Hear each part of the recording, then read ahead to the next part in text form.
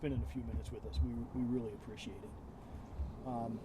When you look back at this, do you realize that people are calling you a hero? Yeah, I know. What do you think of that? I'm just some kid from Portland that did the right thing. It's not a big deal. Really, it isn't a big deal to you? It's just the right thing to do. Yeah. When you saw this all going down, did you immediately know that you needed to step in and help, or did you have to stand there and think, about it at all? I come from a family and a background of people that help others, and that's what I did. I saw that there was help that was needed, and I tried to help. When you look at Portland, we feel like things are changing. Lots of protests in Portland. A lot of people wanting to get their point of view across. Does it change the way you feel about the city that you've grown up in? I think Portland is going through an immense time of change, and I think it is important for us to all reflect on what we think it means to be a part of our city and what we want our city to look like. Yeah. Would you want other people I know other people did step up that day, but do you feel like it's the duty of everyone to do that kind of thing, to step up and do what's right? I think it's the duty of those who can. I think being able to do the right thing is a privilege some people can't afford. When you saw what was going on, were you simply just shocked by what was happening initially on the train? I don't really feel comfortable with this line of dialogue, Okay. sir. I'm sorry. That's all right. That is quite all right. Back to you now. Did you know how badly you were hurt when this happened? Yeah, I was covered in my own blood. It was pretty awful. I was like kind of, I don't know, speed walking off the Meche, screaming, for people to help me. And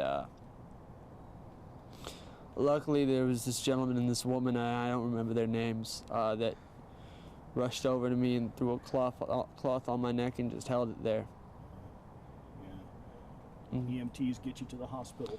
Yeah, eventually an officer arrived at the scene, and the EMTs arrived, and they all helped wheel me out and get me stitched up and recovering. Yeah. You feel like you owe those folks something for responding quickly to you? I owe those folks my life. They saved my life. Nothing to debate about there. Yeah. As we were walking around a little bit, I asked you, well, how are you feeling at this point? Two very good people lost their lives that day. And I am very injured both physically and mentally. I do not feel well. And I mourn the loss of those two very brave individuals who would put their lives on the line like that. And I wish their families as much healing as they can in these times of immense trials and tribulations. Could you ever have imagined yourself being in this kind of a situation, talking about something like this? No, not at all.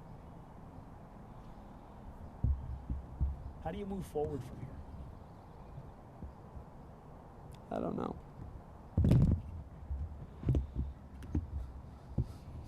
Going to go back to school?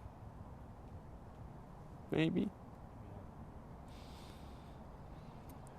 I'm just trying to heal and recover right now, man. I'm having a hard time just going outside. I got stabbed in the neck on my way to work randomly by a stranger I don't know for trying to just be a nice person. Like, I don't know what to do after that, I'm healing. That's what I'm doing. As much as I can, in whatever way I can. Getting a lot of support from people. Does that help? Does that give you a good feeling? Yes, the outpouring of support has been immensely amazing, especially from my family.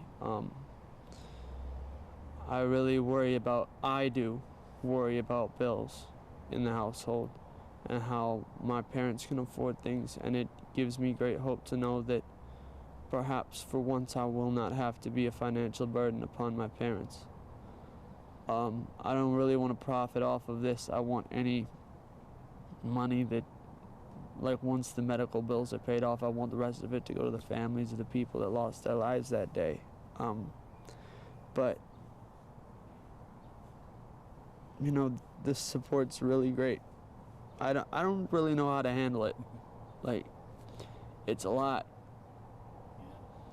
Yeah. You do realize how proud of you your folks are, and other people in Portland are of you. Yeah, I do.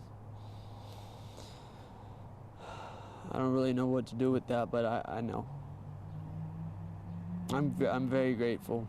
I just this is a very strange position to be in. It's one that I don't really have the answers to right now.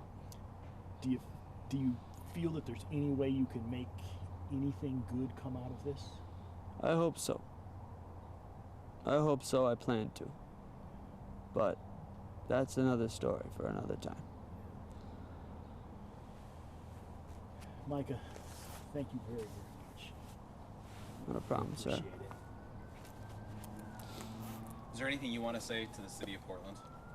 I mean, if you want to take a second and kind of think about what you want to say, but if there's a message you want to give, I mean, you can look right in the camera and speak to them, and we'll put it out there.